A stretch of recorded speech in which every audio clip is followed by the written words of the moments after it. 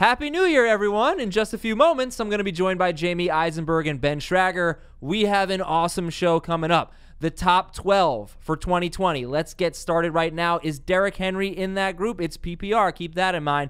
And we've got so much DFS advice for you. If you want to set a FanDuel or a DraftKings lineup, if you want to do a playoff challenge, we're going to give you some DFS advice as the playoffs are about to get underway. And so is Fantasy Football Today. Here we go.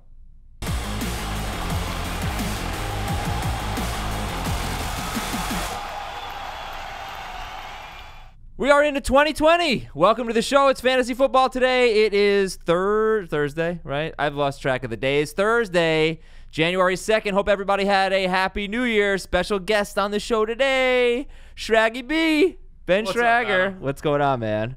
Not much. Happy New Year. Happy New Year to you. Get a little closer to the mic. Don't be a stranger. All right, we're in. There you go. Yeah. What are we doing on the show today? You're the producer. Oh, we've got some great that we're previewing all the matchups this week, but the most important thing, top 12 for next year. We'll see where people have Michael Thomas. We'll see what Derrick Henry's status is. I don't know what Jamie thinks. We'll see. But it's going to be a fun show. Is he in your top 12? No. Is he in your top 12? My top 12. In PPR? Okay. Yeah, actually, I don't think that's the most important thing. I think the DFS stuff is the most important thing. But whatever. They're both going to be on the show. We also have some news and notes for you. Jamie's here. Ben's here. I'm Adam. I'm here. Let's get started. Are there players that you really like this week in DFS? We got 4 games. We got the Bills and the Texans. We got the Titans and the Patriots. We got the Seahawks at the Eagles. And we got the Saints hosting the Vikings. Who are some players that are popping for you? I'll be playing a lot of Greg Ward and Travis Homer. Those are probably my two favorites for this week based on what their pricing is and what their roles are. Those are definitely players I looked at because, yeah, if you're going to need some cheap players, only 4 games, right? If you want to get Michael Thomas in your lineup, I think a lot of people are going to be heavy on the Saints, right? So Ward usually gets about 7 targets. Most wide receivers who get 7 targets against the Seahawks do well. Not Greg Ward, though. He had 6 catches for 40 yards. And then with Homer, is there any chance he's going to score a rushing touchdown? Doesn't matter. He's going to catch probably 5 or 6 passes. Yeah, I like him more in DraftKings than FanDuel. Get the full PPR. We could talk both. Yeah, we will. Yeah, we'll talk about. Yes, we're talking about. How about you? Players Michael really Thomas, gotta lock in Michael Thomas at home. The guy's been unbelievable. 9+ catches in every game at home this year. Only 1 game under 10 catches at home, and it's the playoffs. It's Drew Brees heating up. Michael Thomas is locked in. He might be the chalk, and I don't care. Are we highest on the Saints? Is that safe to it's say? It's the highest. They're the highest favorite. Yeah. So I haven't looked at the team total yet. Oh, they're the biggest favorite. Yeah. Right. And okay, so Breeze on DraftKings is a great value. He's like $100 more than Josh Allen. He's the second cheapest quarterback, second most expensive quarterback. I think Russell Wilson's more expensive than him. On FanDuel, Breeze is pretty pricey. You got to pay up for him, but that's the guy that I want. If not him, if you're going to pivot to another offense, to me, I really like Josh Allen. I like what Josh Allen's done in in spotlight games this year. Played great against the Patriots, played great at Dallas, played pretty well at Pittsburgh. I think he's got a chance here to have a pretty. I just like Josh Allen. Yeah, FanDuel, you can play. I thought there was some issue with FanDuel that you couldn't do both the whole slate. No, I got it. Should be the 4-game slate this week. Yeah, there were some complaints about that, though. I saw it was not easy to find, and that was interesting. But no, let's go in there and just make sure you select the Sunday main slate. And I got my lineup. It's got Drew Brees. It's got Michael Thomas. John Brown, I really like. Oh, it's the millionaire tournament. You can't do. Okay, yeah. Millionaire. All right. How about players we don't like? Ben, anyone you're fading on DFS this week? I really don't like the Vikings wide receivers. Thielen finally played a ton of snaps in Week 16 and did nothing. Goose egg. Yeah. Diggs' production went down when Thielen returned, so I'm staying away. Even though they're going to be trailing, they're going to be throwing the ball. I don't like either of their receivers. Jamie? A.J. Brown. I think it's going to be a tough game for him. I think Tannehill's history in Foxborough is something you want to avoid. The Vikings guys, I think, Dalvin Cook should be fine, hopefully, with the shoulder injury. But, I think that's going to be the Saints' focus, is probably try and take him away. So, as we've seen, 1 hit to his shoulder, it's been a problem for him. So that's something I think could be an issue that if he takes a hit the wrong way, you don't want to, deal with that. Also, we forgot to mention a player that we actually really like. It's kind of a sneaky one. If Zach Ertz is out, Josh Perkins is a tight end, and he's really cheap. And he played 1 game without Ertz, and he had a really good game against the Giants in Week 17. So that's someone you could save money on. We'll talk much more about these in a little bit. I don't think I'm going to have any Dalvin Cook because, yeah, you can't trust the health. And the Saints' run defense has still been ridiculous, even in 3 games since Sheldon Rankins got hurt. And Dalvin Cook's averaging like 3.3 yards per carry in his last 6 games. They just haven't been a very good running team lately. And then Derrick Henry's really interesting, guys, because in 9 wins, he's averaging 129 rushing yards per game, 5.74 yards per carry. In 6 losses, Derrick Henry is averaging 63.5 rushing yards per game. It's basically half of his average in wins and 3.77 yards per carry. They could win. They could win. But that stat does stand out to me. And his non-PPR fantasy points and losses, 15, 10, 13, 2, 21, and 8. The game that he had 21 fantasy points, he actually had 3 catches, 36 yards, and a receiving touchdown. He's Michael Thomas. So I don't think I'm going to be playing Derrick Henry. And the Patriots don't give up rushing touchdowns either. Ever. So that's a What, huge one scare. to a running back all year, I believe, no, they didn't give up one in Just week one. 17 to a running back. Yeah, that's amazing. All right, so we'll come back. We'll give you some DFS lineups, some more tips, and get into that. We got 3 episodes. You know, Ben always tells me what to promote. Why don't you promote it today, Ben? All right, we got Promote. 3 episodes a week, all off season, Uh-huh. plus bonus pods. So any big news that comes out, Jamie's hopping on, Adam's hopping on, Heath, Dave, everybody's hopping on for these bonus podcasts. How about that, Jamie? So we're all ready for Tell that. you what to do. And then we also have the award show next Tuesday the 7th. We're going to vote in the Facebook group, Fantasy Football Today on Facebook. You could vote for the comeback, the biggest rookie of the year, the best waiver wire pickup, the worst waiver wire pickup. I know we had a good discussion on that. Yeah. Is it Mike Boone, Brian Hill, Ty No, it's Johnson? Ty Johnson. No, it's Mike Boone. It's I think Ty it's Mike Johnson. You Boone. spent all your fab on Ty Johnson. And He then- was 93% owned. You did. And- No, I didn't spend. I was like, screw that. I'm getting J.D. McKissick, and I was obviously wrong too. But people spent so much fab on Ty Johnson, and he was terrible. And he was probably only started 1 week. But what about all the money they couldn't spend when they lost their championship because they started Mike Boone? Yeah, it was Mike Boone's the worst. well, you know what? We'll let the people decide. So hop in the Facebook group, vote on that. You can leave an Apple Pod review to vote on the biggest bust of the year. People aren't saying Juju, but I think Juju should be up there despite the No. Roethlisberger injury. People give him a Have to give him break. a pass. You can give him a Injuries pass. are always kind of. It was bad. It was So really bad. I'm voting for Le'Veon Bell. Also wrong. David Johnson. I think David. Oh, that's Johnson. right. I think you kind of convinced David me. Johnson's the number 1, right? I don't know because, like I said, like David Johnson, I would say that before the Kenyon Drake trade, David Johnson was definitely better than Le'Veon Bell, right? I don't know. Definitely. I think Yes. I don't think it was close because he was scoring He was like the top 8 running back. yeah, and we did a mid-season mock draft and we all had him, I believe. Well, he went in the top That's 10. because Ben Gretsch takes him. That he would have gone. He would have gone in the I have first Ben's round. top 20 for next year. He's got David Johnson 12th. Does he really? No. So I still think it was Bell because Johnson before the Drake trade was a must-start guy and played like a must-start guy. Bell would play like a low-end number 2 running back all year, and all right, we'll see. Let the people decide. All right, let's do our early top 12 for 2020. This is in PPR. Christian McCaffrey won. Yes, lock it No. in. Yeah, right. Who's Ben have? Christian McCaffrey won. All right, AJ Brown. I'll let Jamie give you the rights here to the first top 12. Go ahead. This will be on the site. We did this on CBS Sports HQ as well.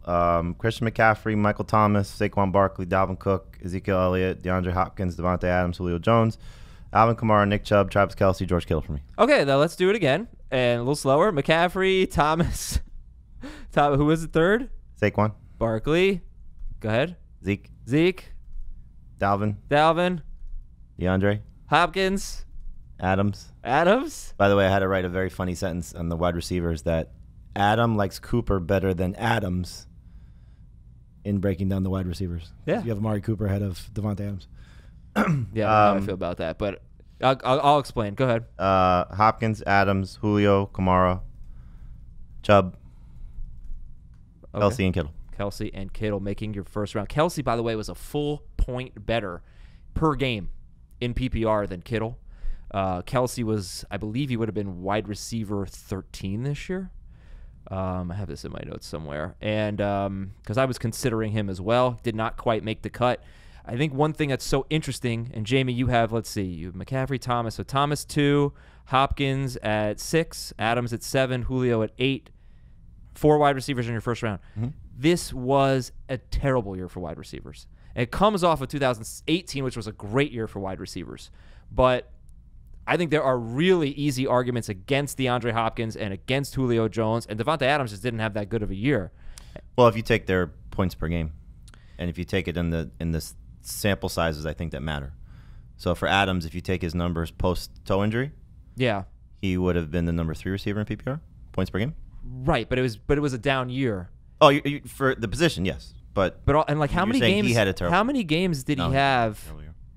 How many games did he have in that stretch after the toe injury with like less than 40 yards or less than 50 yards? I don't know. My internet's not working right now, so yeah. So it was just kind of weird. He just wasn't himself. And then you look at Hopkins with Fuller. Look at Hopkins all season, so his 3 great seasons, 2015, 16, 18, over 20 fantasy points per game. This was his PPR. worst year non-Brock Osweiler. Right. He's like 17 fantasy. He was like 3 points per game PPR worse this year than he was in his 3 very consistent, very awesome, number 1-ish. Yeah, he was wide still a receiver. top 5 receiver because the position was so down Yeah. this year. Like Chris Godwin was better than everybody except for Thomas. Yep, he was the second best receiver. Okay, so what's your top 12? Top 12, McCaffrey, Saquon Barkley, Dalvin Cook, Michael Thomas, Zeke Elliott, Kamara, Hopkins, Derrick Henry, Julio Jones, Mixon, Fournette, Tyreek Hill. Fournette. Wow. That's interesting. McCaffrey, Barkley, Cook, Thomas, Zeke, Kamara.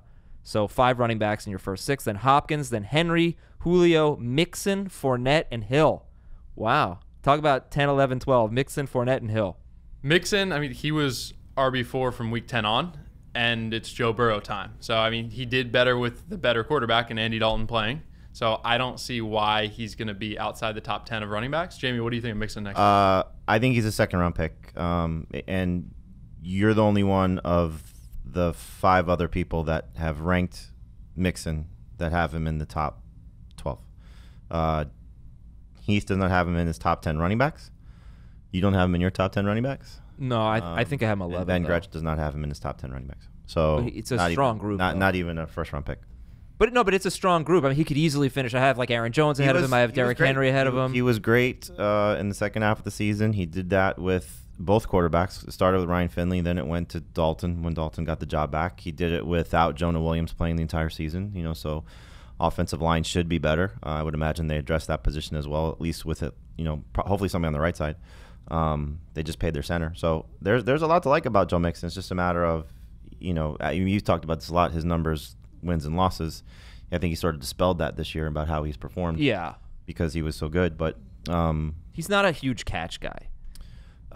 no, He can but he can be 4 catches. I don't think he's going to be a 6-catch guy. He could be on a good day, 4 to 5 catches, on a bad day 2 to 3. Definitely a guy that was tough to leave out of a top 10 at running back. I don't think he's a first-round pick, but again, to you, Joe Mixon is kind of like how I feel about Miles Sanders. I think just love Miles. Well, Sanders. Heath did a believe it or not, I don't know, 3 weeks, final 3 weeks of the season, at some point, where he said Mixon's not a top 20 pick, and I sort of chastised him a little bit because you're taking the easy way out by saying he's not a second-round pick. I mean, he's a second-round pick.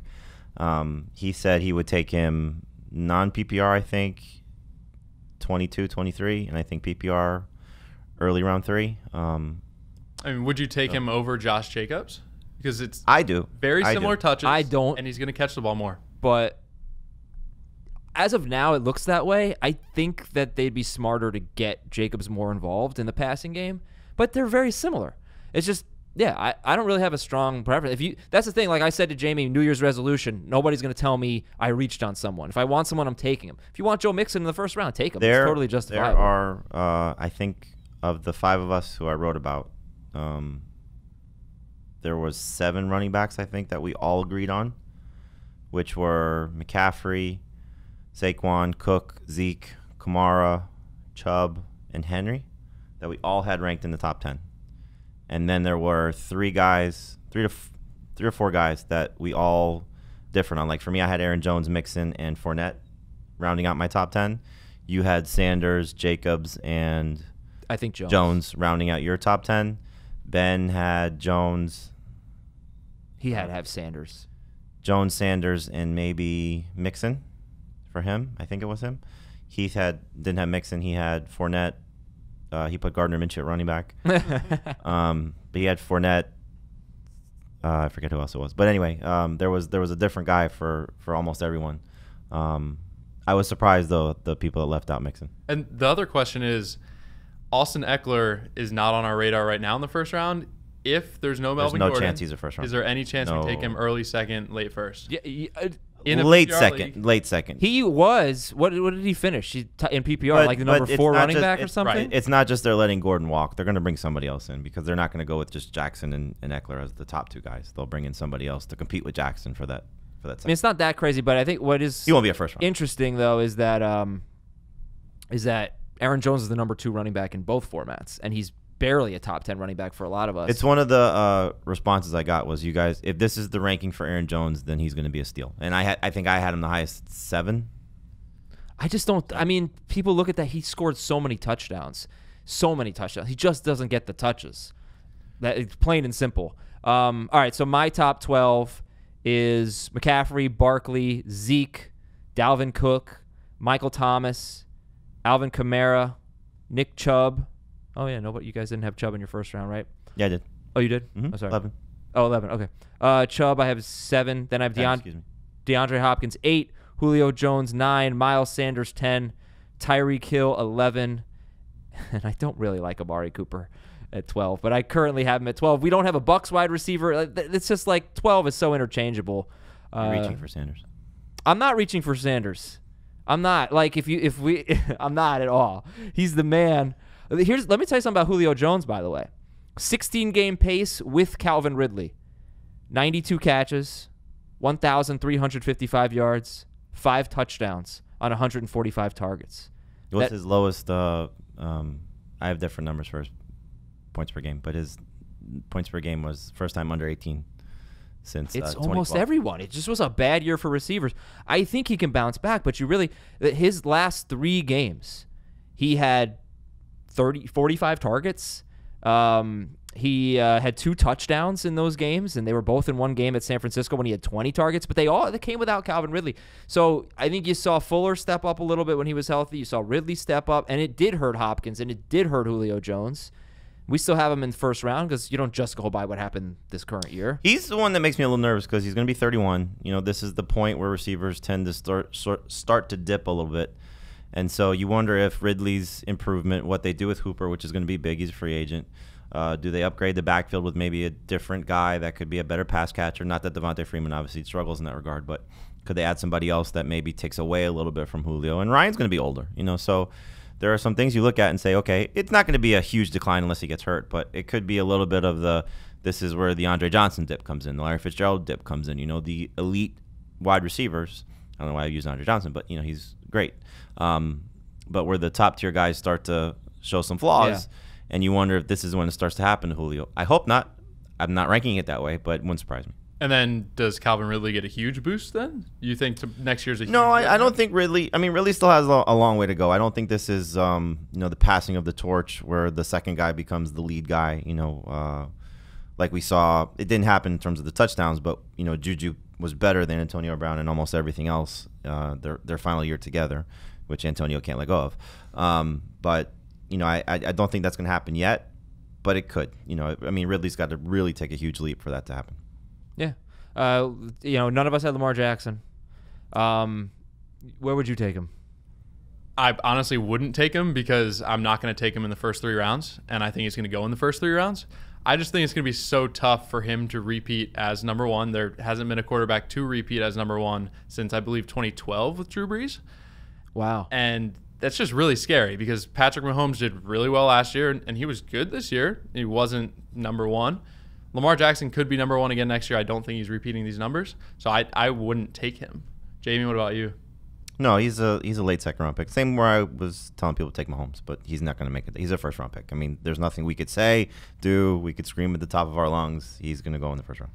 We'll get into sort of just the running back position in a later podcast, but some trends that have really changed. The last 2 years, you've had the number 1 running back in fantasy be on a mediocre offense. That is really unusual. Same guy. It was the same guy. He was basically tied with Saquon Barkley in 2018, and their offenses were basically tied in points scored, but they were around 17th overall. So going into 2019, the number one running back in non-PPR had been on offenses that ranked 5th, 1st, 6th, 1st, and 2nd in scoring. McCaffrey was not number one in non-PPR last year. I believe it was Gurley. The number one running back in PPR the last five. Barkley? I don't think so. The number one running back in PPR over the last 5 seasons, offenses going into 2019, the offenses were 7th, 1st, 6th, 1st, and 14th in scoring. That was Christian McCaffrey. This year, McCaffrey was on the 20th ranked scoring offense. Aaron Jones was the number 2 running back. He was on the 15th ranked scoring offense. Also, we finally had a reduction in 50 catch running backs. It's gone from 2014 on from 5 to 8 to 11 to 14 to 16 to 13 this year. Still an important number, but that was less important this year, the catch totals. So For some guys, it mattered a lot. For some guys, it didn't. it did, but we had 4 running backs finish in the top 12 with less than 40 catches, which was surprising. But think where Fournette and Kamara would be if they didn't have their catches. No, it's very important. That's what I'm saying. It just wasn't like I keep going back to Derrick Henry. 18 catches for him to be this good in a normal year. You just wouldn't expect that. You wouldn't expect somebody to be this impactful in fantasy. Well, if he leads the NFL in rushing, he'll still be up there. Yeah, but still, but what was he on a per game basis in PPR? RB 7 or 8? You know, that's why I think RB5. there's huge Yeah. on per game. RB4 PPR. No, Derrick Henry. Yep. So it depends. Okay, so in non-decimal scoring, I think he's RB8, but I think he's like within a half a point of RB4. So I will give it to you, Ben Schrager, RB4, but I just think there's a ton of bust potential with a guy who doesn't catch 20 passes. That's a lot. That's not a lot. It's not enough. Well, you look back to LeGarrette Blount was the last guy to be that good without catching passes. Right. And then he scored a bunch of 1-yard touchdowns, Yeah. but then what happened? We know it's not the same situation, but yeah, no, it's the same concept. All right, let's do some news and notes, and then we'll get into DFS for the week and some emails and some Apple Podcast questions. Dalvin Cook says he's Some playoff rankings too. What do you mean? The playoff challenge. Playoff challenge, yes. Dalvin Cook says he's at full strength. I'm not sure I believe him, but that's fine. I'm sure he is at full strength. But He said again, something it's like, just a no matter matter- what percent I'm at, I'd go out and play. It's just a matter of what his pain tolerance is going to be with the hits that he takes. It's just it's scary. the nature of this injury until he gets significant rest. Maybe he has. I mean, maybe the 3 weeks off has helped him. Maybe. Zach Ertz was limited in practice, but still not cleared for contact. So it just seems unlikely that he's going to be able to play, but we'll see.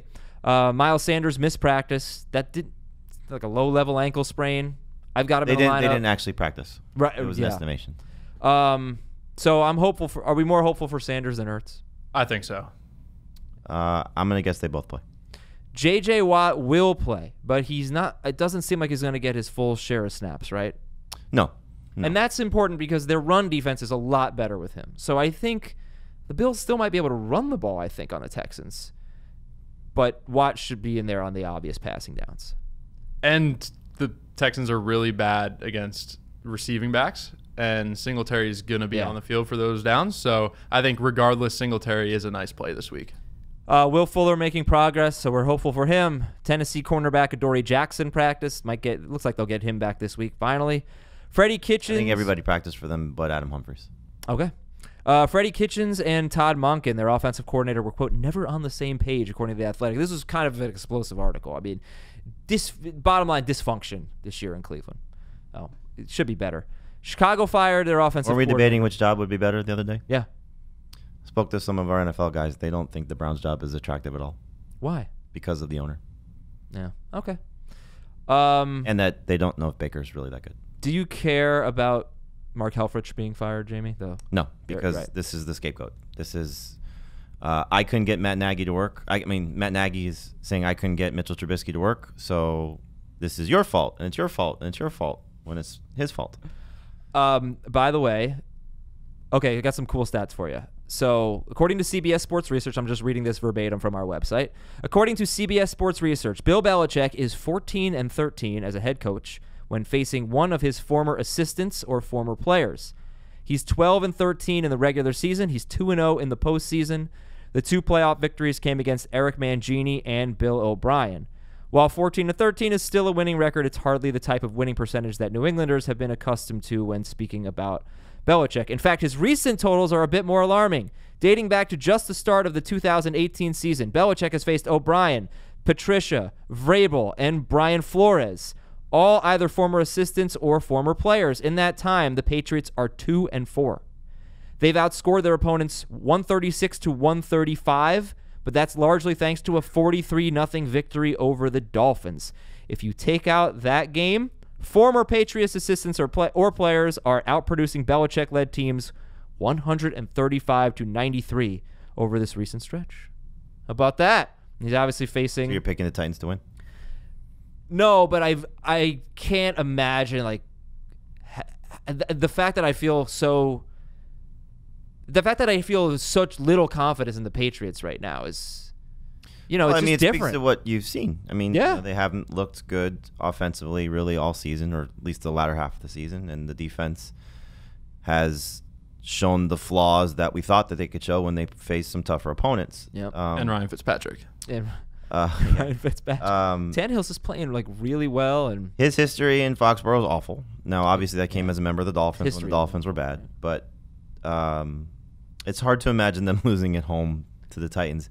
That said, the Titans once went into with Marcus Mariota. They went into Arrowhead and they beat the Chiefs when everybody thought that was impossible. It was the Alex Smith-led Chiefs, but I don't think they're going to lose. I think the Patriots are going to win. I think the Patriots win. I think the spread is, at least on our site, is 4.5. I took the Titans to cover. It's I don't think they're going to run away with it. I don't think it's going to be a game that they're have in hand late in the game. And as we saw, they allowed Ryan Fitzpatrick to drive the length of the field with under 2 minutes to beat them in a game that they typically don't lose. I did hear somebody say this, which I think is funny, that Belichick is allowing his former assistants to win, so it makes his coaching tree record look better. No, those guys know what he likes to do. They know the inner workings of that team, especially the guys recently, like Flores. So we'll see. We'll see how Mike Vrabel does. What scares me a bit about the Patriots, if I'm anyone other than the Patriots, is that after this game, if they win, whoever the Patriots face, they will have already played them. And they're 2-3 against the rest of the field. They beat the Bills twice, but they lost to the Ravens, they lost to the Chiefs, they lost to the Texans. But do you really want a rematch against Bill Belichick? I don't know. Look, not they fun. have the toughest road because they have to go through Arrowhead. If everybody holds, go through Arrowhead and go through Baltimore. I think they're going to beat the Chiefs. Right? As of right now, I think they're going to beat the Chiefs. Because if they beat them last year, I don't know. It feels they right. should have lost. Those two teams, as good as the Chiefs were last year, they look better this year. They look better defensively. They don't look as good offensively. Look at the numbers. Well, it's not, obviously, they don't. I don't think it's that much of a fall off based on what they should be able to do. And they're not going to have to put up that many points against this Patriots offense that hasn't been great. Here's the other stat I wanted to give. Bill O'Brien 100% tanked. Wanted to lose, not just lose, wanted to lose by double digits in Week 17, and he did. He lost 35-14 to Tennessee. So this is something I found after. Why did you want to lose? I'll tell you why. This is something I found after. Who did they lost by? After the Broncos game, they lost by double-digit points. So this was from a few weeks ago from Sean Pendergrass of Houston Press. The Texans are currently 10-1. It's now 11-1 because they rebounded after the Broncos loss. So the Texans are currently now 11-1 in games following double-digit regular season losses that are played while the Texans are still mathematically alive for a postseason berth. This data sort eliminates the slew of double-digit losses in December 2017 after a Watsonless and Wattless team was eliminated from the postseason. But Bill O'Brien has a great track record of bouncing back after losses, particularly double-digit losses, double-digit point losses. He tanked. But I think they're going to lose. They're favored, right? They're favored. They are 3-point favorites. I like the Bills in that game, ladies and gentlemen. A lot of people do. They're better. I don't know if they're better. I do. Well, it starts with quarterback, and I think the Texans have the better quarterback. Everything else, you can make an argument that the Bills are better maybe outside of the receiving core. I'm not a huge Deshaun Watson guy, I got to confess. You're starting a team right now, you're taking Josh Allen over Deshaun Watson? Yes. Interesting. I'll take Watson. I know everybody would. I want to see him. Well, he's actually great in prime time. Like he kind of shines there. I don't know. I want to see something from him. The Saturday afternoon playoff game is owned by the Texans. Is it? Every single year. Every single year. They're in it, but do they win it? No. But that's yeah. There's because nobody wants to watch them. Right. I think it's the most intriguing playoff game, though. To be honest with you. Agreed. Yeah. Ben and I were talking earlier. Like I'm not feeling. It's not a great slate. Obviously, I'm going to watch every game, and I'm always excited, and we'll have fantasy. It's not that great of a slate. Yeah, I just don't know. There's something about Watson. I don't love him. I don't know. It's just I just don't love him. Yeah. But he's great. He's great for fantasy. Because he dominated. He's very good. I don't know if he's like a great. I don't think he's an elite quarterback. So you think Josh Allen's elite then? No, but I think Josh Allen has a better chance of being in the last 2 weeks, elite. You said Michael Thomas wasn't a star until this year, and that you don't think Deshaun Watson's elite. I don't think he's elite. I think he's elite for fantasy because of the rushing. I don't think he's an elite quarterback. I will have to send this one to Heath. Oh God. He thinks that Mariota's better than Tannehill and that Eli Manning's better than Daniel Jones. He believes that makes you. So right. So he makes him wrong. That's all. Jason Witten's going to make a decision about his future soon. How many elite quarterbacks are there in the NFL? All right, let's do the elite quarterbacks. Okay, right now, Mahomes, Drew Brees, Russell Wilson. This is not fantasy. This is not fantasy. Elite Aaron quarterbacks. Aaron Rodgers has listen. He has not played like an elite quarterback this year. That's why I didn't have Devontae Adams in my top 12. I'm going to still put Rodgers there, but he is missing throws. He is missing a lot of throws. He is really struggling. He's just not playing that well. He has not had an elite year. I'll say that. He has not had an elite year. I agree with that. His track record makes Rodgers an elite quarterback, but he 100% has not had an elite year. Who else am I missing? I said Brees, Mahomes, and Brady's Wilson. the elite? No. Is Lamar Jackson elite? Yes. Lamar Jackson's elite. This is not easy to do off the top of your head, Daniel Jones. Deshaun Watson not elite. I mean, most people would say he is. I don't really think that he's an elite quarterback. And you want to stand by I'll take Josh Allen to start a franchise over Deshaun Watson? Okay. I'm telling you, Josh Allen is the next one. I love Josh Allen. I think he's going to be just tremendous. Daniel Jones elite? Once upon a time, I was the only one who thought Odell Beckham was this good. I got heat for saying that he was better than Dez Bryant. People were like jumping all over me. Dez was really good. Not as good as Beckham. Was that a better career? Dez, but it's a long way from settled. And Rashad Penny had more than just an ACL tear, but but Chris Carson is expected back for training camp, and Carson does not need surgery. That's good news. All right, so let's talk about these games. Let's talk about who we like in DFS. Houston, Buffalo. We'll start with that. So which quarterback do you like better? Let's get some prices up here. Start with FanDuel here. We've got Watson at 8,100 and Josh Allen at 7,800. It goes Breeze at 85, Watson 81, Wentz 79, Wilson 79, Josh Allen 78, Tannehill 78, Cousins 76, Brady 76. There's not enough of a price difference to go Josh Allen over Deshaun Watson unless you're you. Who would you rank higher this week? Watson. Even with the Bills are a lot better than the Texans. They're a lot better than the Texans, yes, defensively, but he's a lot better than AJ McCarron. And in any sort of DFS, are you looking for Josh Allen's 20-point floor and 22-point upside? I don't think he has 22-point upside. Well, in 4-point per passing, it's all 4-point per passing touchdown leagues, but I mean, he has one game over 25 points this year, and it was against the Dolphins. Yeah, but he had scored 25 against the Patriots, right? He scored. I'll get it right now. Let's take a look at Mr. Josh Allen, future superstar. He's just playing really well. He scored 24 points at New England. He scored 25 points at Dallas. That's what 6 points per pass. 6 points, yeah. So no, he doesn't have a super high ceiling, but I don't like starting quarterbacks against the Bills, so I don't want to start Deshaun Watson in FanDuel or DraftKings. Do you? I wouldn't mind going Watson and then running it back with Singletary. He would not be my favorite quarterback, but of this game, I would take him over Josh Allen. Okay. So which running backs do we like? Do we ever start a Texans running back?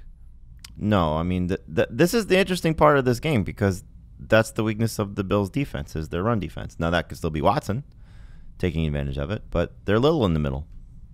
But they got much back.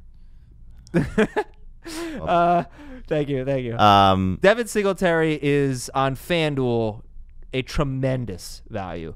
Henry, Kamara, Cook, Sanders, Michelle, Boston Scott, Carlos Hyde, all more expensive than Devin Singletary. And you made a great point about the receiving game, Ben. So he's a shoo-in. I'm 96% of snaps in Week 16, and then what did we see in Week 17 when none of their starters played? Frank Gore still was heavily involved.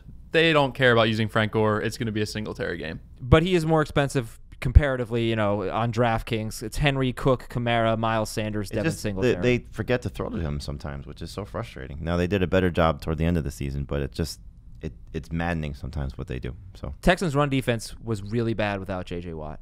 So you have to ask yourself how much you think he's going to play. How good is he going to be? I think Singletary is a really good FanDuel value. Wide receivers in this game, are we fading Hopkins? He's the second most expensive wide receiver. It's not the smartest play to use him against Tre'Davious White, but he's not horrible. He's a good contrarian play if people are going to shy away from it from that standpoint. We'll see if Fuller plays. He's, according to Bill O'Brien, trending in the right direction, but it's an interesting slate with the receivers across the board. So it really is. You have some tough choices to make if you want to use one of the top tier guys. He would not be the one I would choose, though. Who would? In this game? No, a top tier wide receiver. receiver. Michael Thomas. I mean, he's the chalk. So Thomas is 8,900 on FanDuel and Hopkins is 8,300. On DraftKings, Thomas is 9,300 and Hopkins is 7,700. So it's harder to get Thomas in your lineup on DraftKings than it is in FanDuel. This is Clemson LSU, by the way, also. Who's Tre'Davious White. Oh, Tre'Davious White. Oh, versus Hopkins. Okay, I thought you were talking quarterbacks or something. No. All right, and then Will Fuller, you're talking about the team that does the best against big pass plays. They don't give up. They have the fewest 40-plus yard pass plays allowed, second fewest 20-plus yard pass plays allowed. And a guy, if active, may not play the whole game. Right. He's Dalvin Cook. It's the same situation. So this is why I wonder why you would take Watson over Allen. Like Hopkins. I would still take Watson and Hopkins over Allen, Brown, and Beasley, even facing the Bills defense. All right, because that might not be the smartest thing, but that's just what I would do if I'm looking at it where I'm going to spend my money, because I still think that there's. I mean, look at the prices for Brown and Beasley. Again, it's not. If you factor in everything, then it's logically better to go with the Bills guys. But I still think in a playoff spot where you need these guys to step up and make plays, we've seen Tre'Davious White give up some production. Yeah, Devontae Parker in particular. Hopkins is going to see an uptick in targets if Will Fuller's not there. I would imagine even across the board, even if Fuller plays, this is I'm better than the guy across from me, and we're going to win this game with you and me. That's probably what Hopkins and Watson are saying. All right, do we like the tight ends? They're kind of interesting. Akins is sneaky, but I wouldn't try and play any of them. No, I mean, Akins had 54 yards in the previous game and then 0, 7, and 49. So you're going to get nothing he's cheap. Or high. He's cheap. Take him over Fells. Jonnu Smith is not cheap, unfortunately. He's not cheap enough. He's the fourth or fifth most expensive tight end, but there's not like a ton of tight ends. But that's why Josh Perkins, if Zach Ertz is out, could be really good. Or maybe I'm trying to pay up for Jared Cook because we want Saints. And then the DSTs, Bills for the week or this game? For this game. For the week. Yeah, let's do it. Which DST do you like this week, I think the Texans are sneaky just from the standpoint of, despite the fact that Josh Allen's the next Hall of Famer, I can't wait for Monday's show. I wonder how he's going to do. I'm curious, but I wonder how he's going to do in his first playoff game. He could melt down on the road. You never know how that. That's why I have faith in him, because I think he really answered the call at Pittsburgh on that Sunday night game. I think he answered the call at Dallas on Thanksgiving. It was sort of a coming out party for him. He played great. I think he answered it at the Patriots on Saturday. Almost went into Foxborough and beat them, and that's hard to do, even though Ryan Fitzpatrick. Yeah, so that's why I'm starting to really feel it with Josh Allen, but I understand why people aren't. The Texans' defense is a little more attractive if J.J. Watt plays, force Josh Allen to throw the ball a little more, force some turnovers, but neither of them are my favorite. So I think John Brown, the numbers haven't been great lately, but he's faced some really good opponents. And so well in some of those. He has. Sometimes it's been one catch. He almost had 100 yards against the Steelers, though. So, he's faced Denver, Dallas, Baltimore, New England, some really good opponents, and he's had 53 or fewer yards in those 4 games. But he I don't know. Against Chris Harris, it was his only catch. And he scored against Stephon Gilmore. Toast to Gilmore. Catch. So I feel like they go back a little bit more towards Brown rather than Beasley in this game. You would think. I mean, again, same thing like Hopkins. If I'm Josh Allen, I'm going to probably have some shot plays to John Brown or some, ways to get him in space and see what he can do. But there's always touchdown potential for him. All right, let's go to Tennessee and New England here.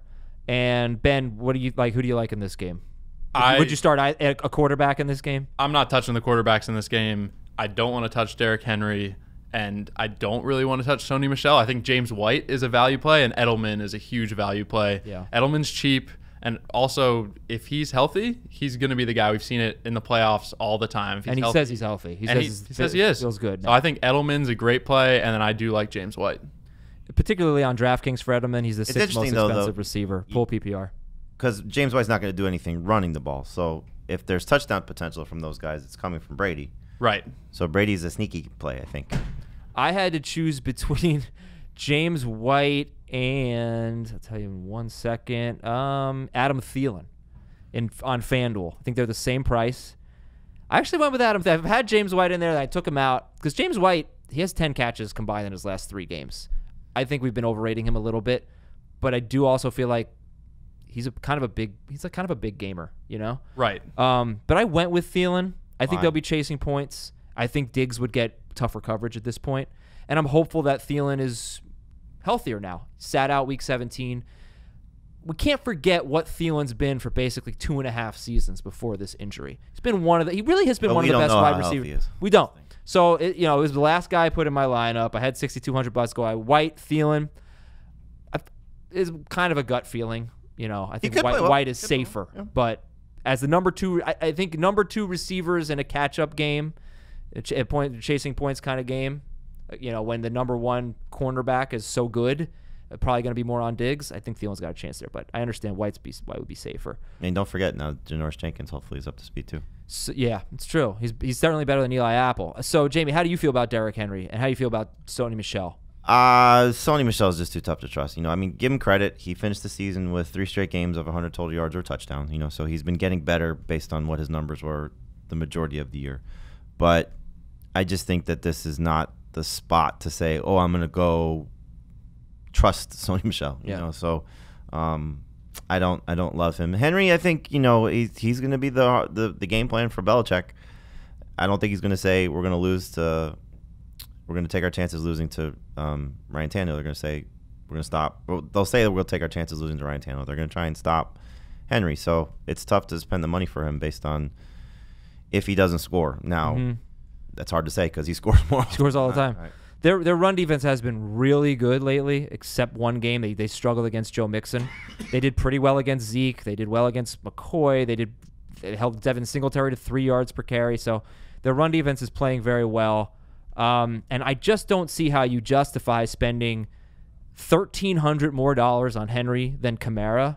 Oh, no, $1,100 more than Henry on Kamara and FanDuel, and $800 more on Henry than Kamara and DraftKings, which is PPR. So I just don't see how you justify that.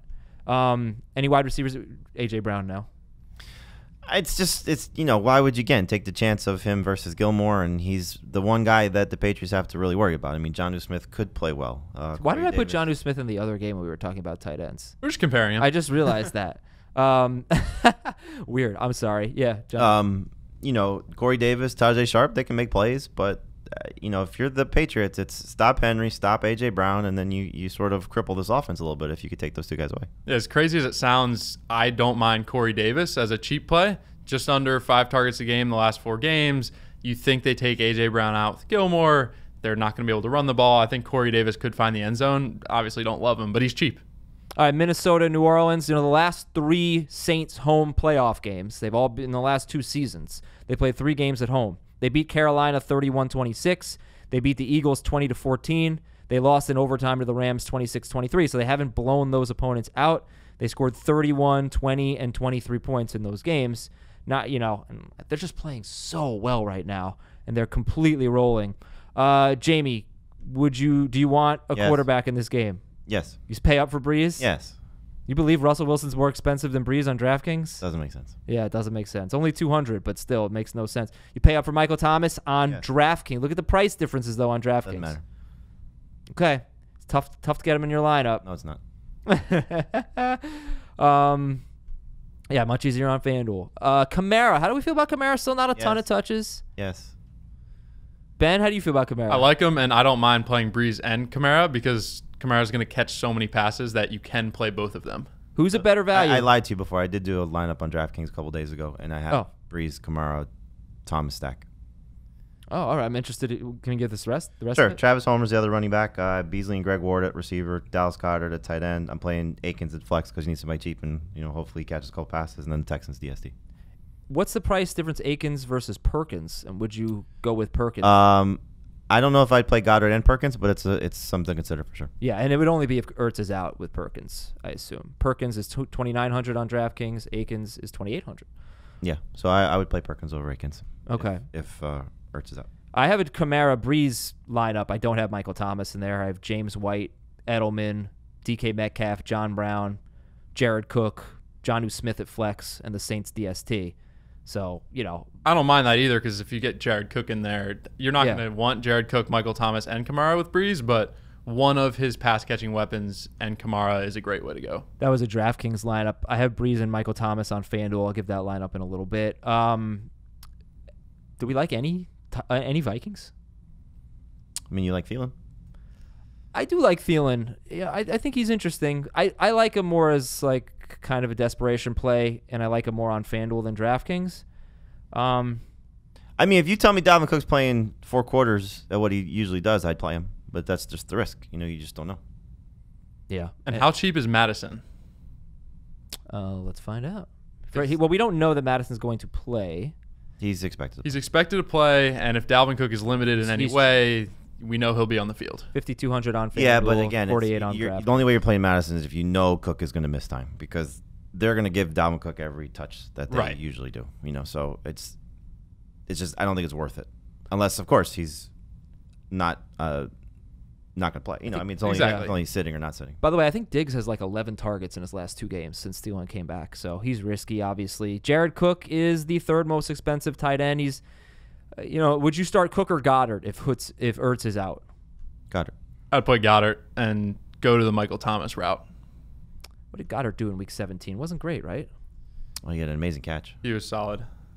Because I feel like he's been maybe a touch 4 for 65 on 10 targets. I'll take the 10 targets and see what happens. Saints are bad against tight ends. All right, and then let's go to the last game.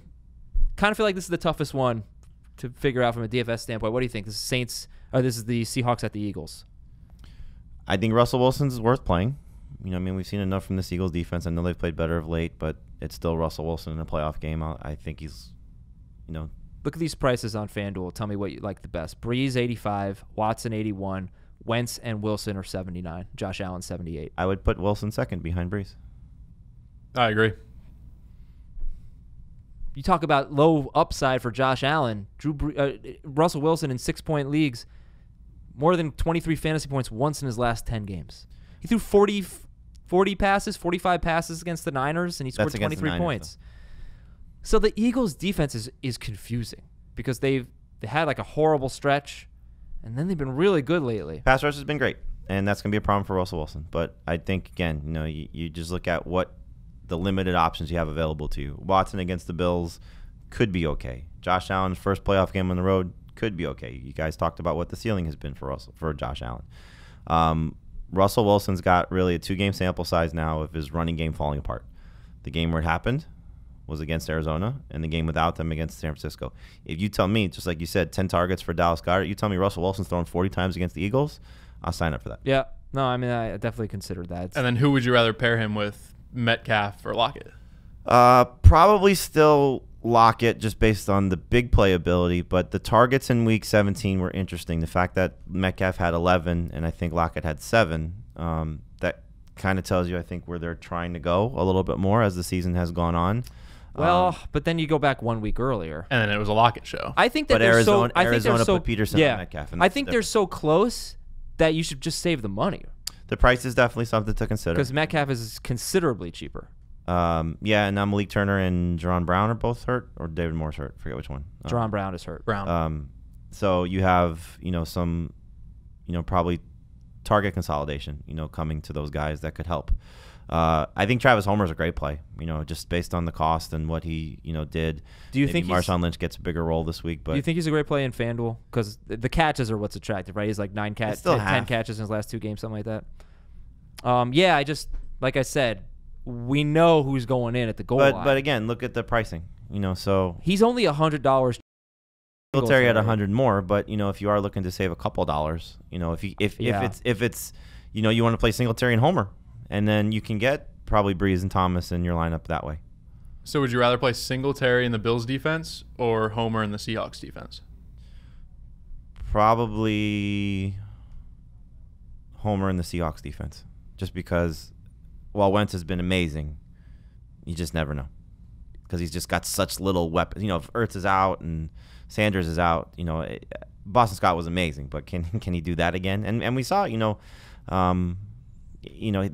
did I think the weather was the biggest thing, but they did keep Wentz contained a little bit, and that was also with Dillard playing at right tackle when Lane Johnson was. I think it was, one of the tackles. One of the tackles was out. Lane Johnson, pretty sure. And so Dillard did didn't do a good job in that game. No, so he struggled in that game. I think it was Dillard. So let's look at these kind of like almost punt plays at wide receiver on FanDuel.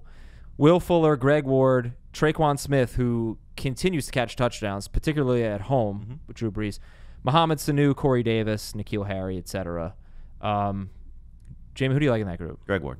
This is targets. Yeah, 100%. Greg Ward. Yeah, he's pretty good if you need to save some money, no question. Anything else in this game? Jacob Hollister.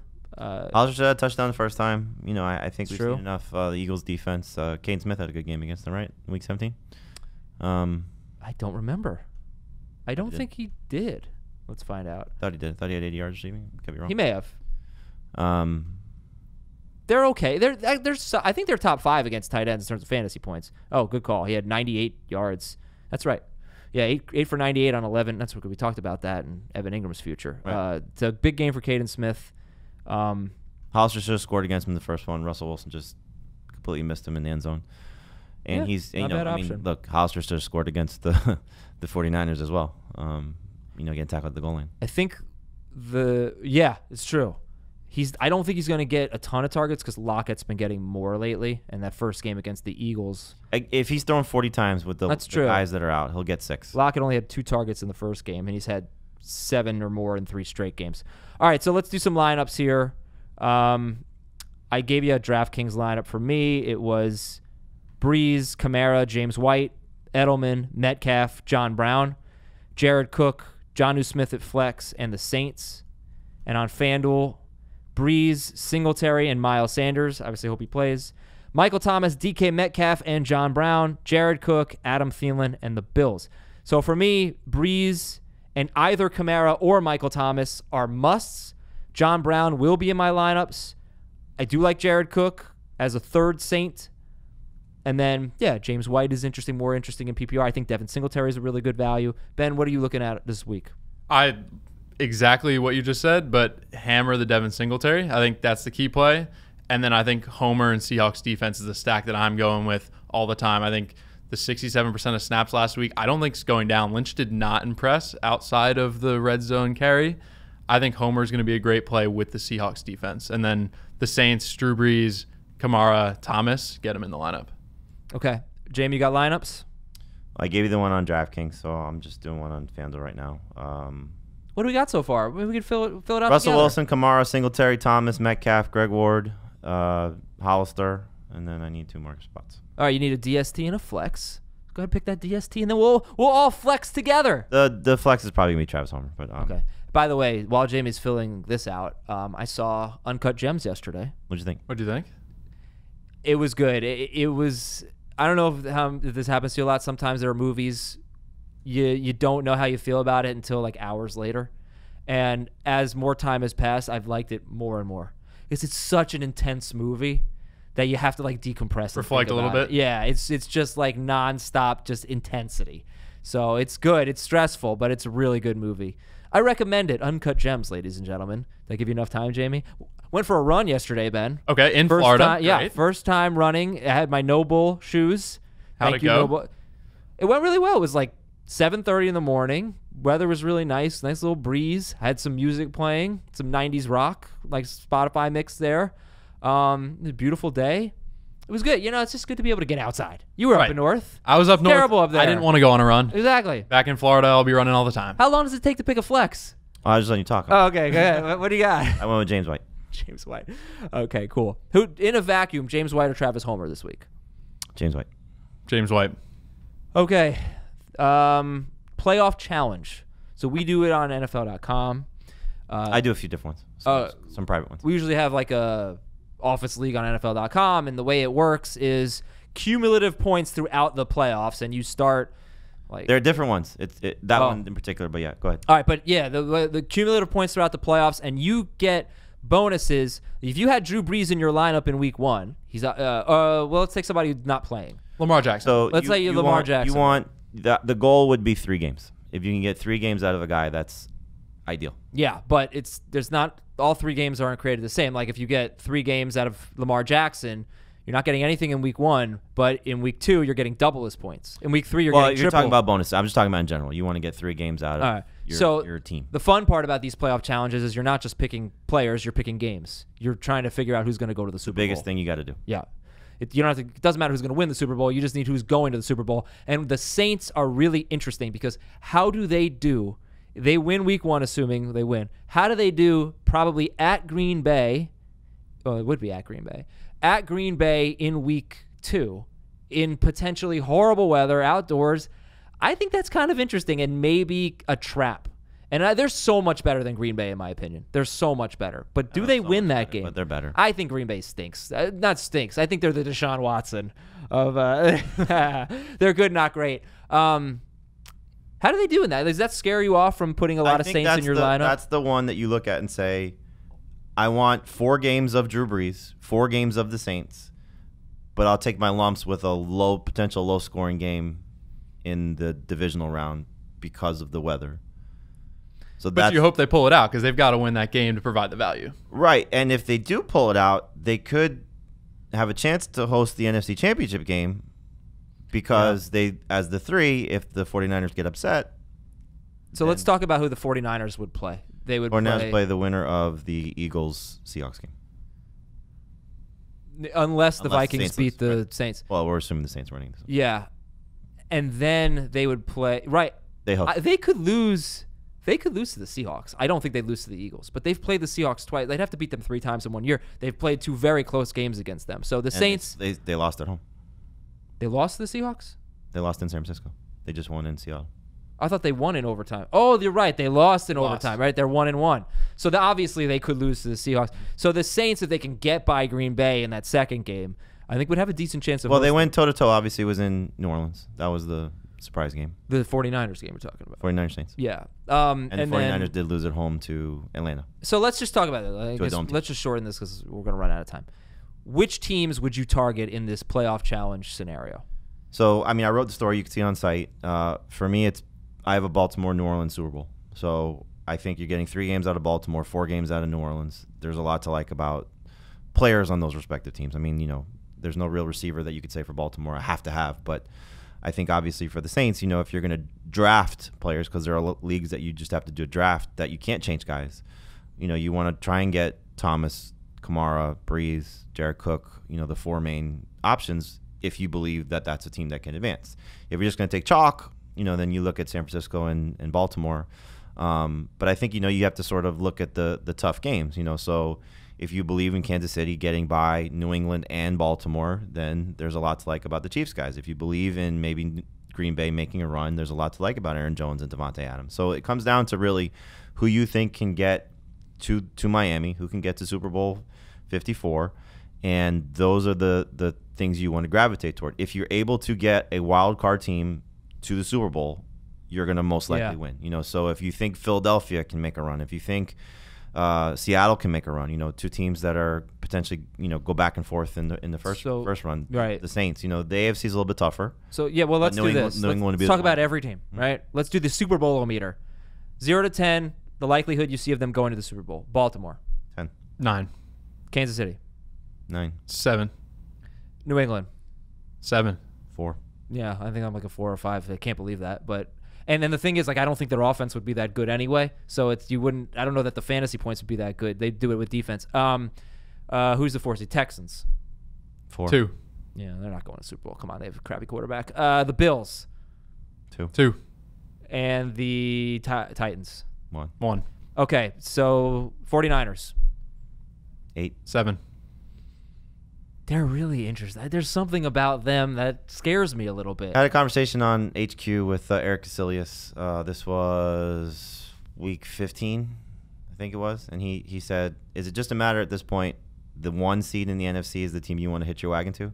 Just because they're playing at home, knowing how Green Bay does away from Lambeau at this point, knowing how New Orleans does away from the Saints do away from New Orleans. And it's a pretty smart choice just because you said it.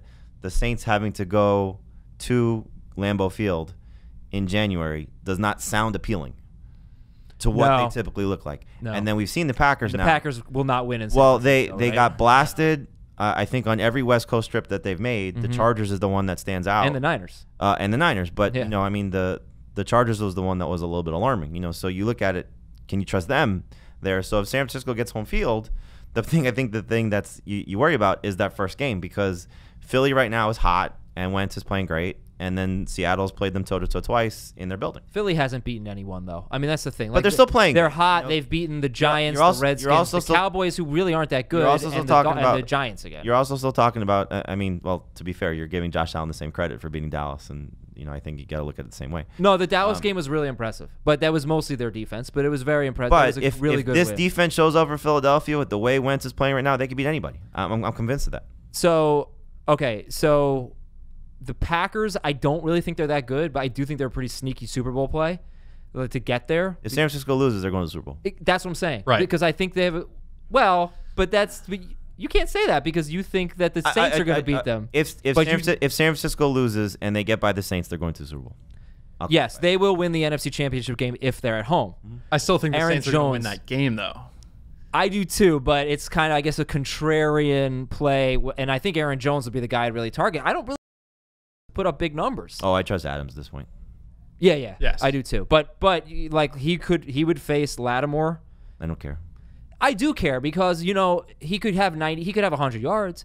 I don't think he's gonna have 180 yards and 2 touchdowns. But again, it's about the longevity of it. You know, you're talking about maybe a 1-game sample size. Yeah, If he's facing Philly's secondary or Green Bay or Seattle secondary, if he gets by, even San Francisco secondary at this point. yeah, You get multiple games out of a wide receiver 1, you're happy in the playoff challenge. Sure, yeah. I guess I was just saying, like, I don't know that Rodgers would be the. If I think the Packers are going to make the Super Bowl, I don't think it's Rodgers I'm going with. I mean, I know you don't think he's had an elite season. He hasn't. Statistics have not said he's had an elite season. He's still missing playing throw very after well. throw after throw. He's playing very well because he's not turning it over. All right, let me ask you this. He's not throwing the ball for that the well. postseason. Crazy. For the postseason, forget fantasy. You're taking Josh Allen over Aaron Rodgers to win a game? No, I'm not that crazy. But playoff challenge, are you taking Aaron Rodgers or whoever your AFC team's quarterback is? Lamar You get one Jackson. Quarterback. Yeah. Yeah, I'm taking Lamar Yeah, Jackson. but I still think, like I said, San Francisco is an 8. I think Green Bay is an 8. I think New Orleans is a 9. You know, I mean, I would not surprise me any of the top 3 teams. Oh, make so the we Super didn't Bowl. do this we didn't do this for all the teams, right? No. All right, so San Francisco, 7. 8. New Orleans, 8. 9. I'm sorry, 9. Green Bay. 7. Philadelphia, 6. 1. 1. They could win the first game. They're not going any further than that. They're not winning 3 games. Seattle. 6. 6. Yeah, I have faith in them. And Minnesota. 3. 1. Yeah, no faith in Minnesota, which really isn't fair because they haven't been healthy. But they're Not healthy. healthy. I don't now. think they're healthy now. They are on the field healthy. No, But- Kendricks is not healthy. Who? Expected to play, but Oh, their linebacker, Eric Kendricks. They're pretty healthy though. They got Thielen, they got Cook right now. They're fairly healthy. They sat out week 17, but yeah, they're not gonna win. so- they're out week 1. Give me a break. They're not gonna win. I think, again, for any playoff challenge, you want to take your chances on who you think is going to advance, and that's the biggest part of it. And then, look at your scoring format and how those things work. Like the one I'm in that's run privately is you can only use a guy once. So that matters. So, you want to get the most bang for your buck in week 1, and then you have to sort of save guys because you can play super flex in this league. So you want to save hopefully 2 quarterbacks for the Super Bowl. That's the biggest key. I can't believe how long this show went. All right, Ben, give me the Apple Podcast question or questions. Apple Podcast question of the day. All right, I'm going into my second year of a new keeper league, finished third this year. I need to keep 2 players. Dalvin Cook, 10th pick overall. Derrick Henry, 9th round. Tyreek Hill, 3rd round. Miles Sanders, 5th round. Jarvis Landry, 16th. That's not close. You're taking Derrick Henry in the 9th round. Henry in the 9th is a lock. Yeah. Miles Sanders, what round? 5th round. That'd be my pick. And Landry's in the 10th?